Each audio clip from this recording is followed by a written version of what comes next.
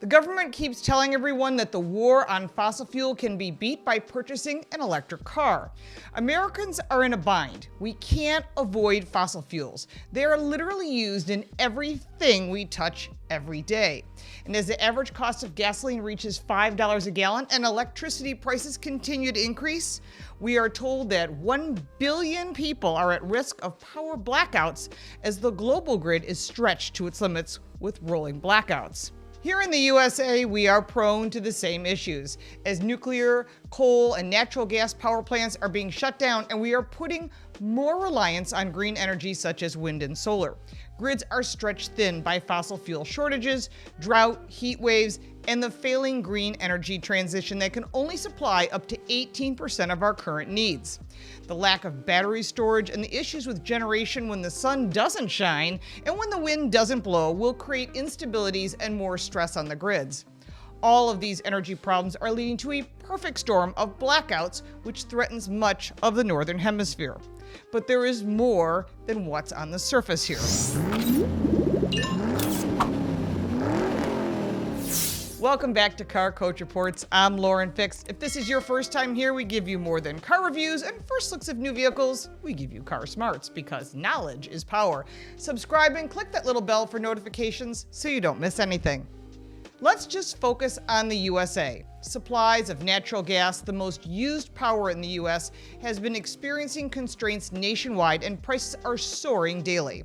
The power in much of the country and part of Canada is stretched. According to the North American Electric Reliability Corporation, it's among the most dire assessments yet from the regulatory body. In California, the most populous state, climate change is being pushed and plans to shut down the last nuclear power plant has been halted. The California Independent System Operator said this month that the state may be at the risk of blackouts for the next few summers. On the 15-state grid operated by the Mid-Continent Independent System Operator, projected it has insufficient power generation to meet the highest demand periods this summer, especially in its Midwest states.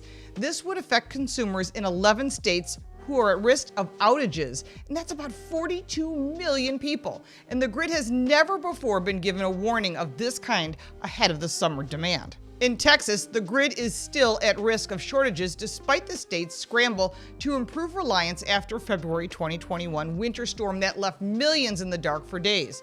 Texas quickly learned that wind and solar were not the answer, and this is from a top oil-producing state. If grids become stressed and break down this summer, it would be an ominous sign for things for this coming winter. So what does all this have to do with the automotive industry?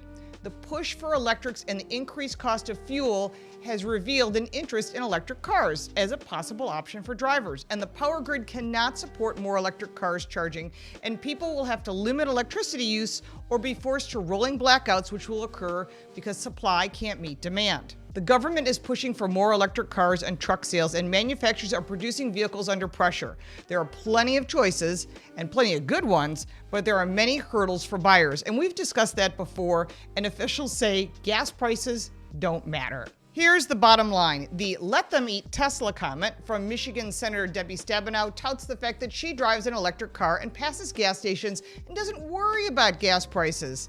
How arrogant. And what an example that she stated that she is well aware that gas prices are high. Not everyone can afford an electric car, especially with today's inflation.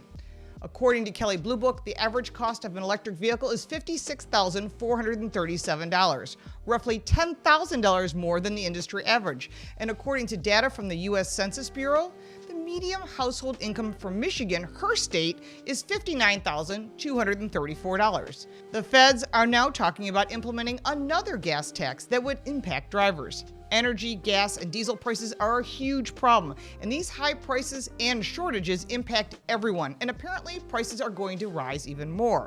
And the stress of the electric grid will impact everyone. There is so much more to discuss about this. Put this in the comments below and let's start the conversation. If you like this video, give it a like and subscribe for more videos like this one. If you have any questions or comments, I'll be happy to answer. All my links for social media, the book, and our podcast are in the description. Thank you so much for watching, and we'll see you next time.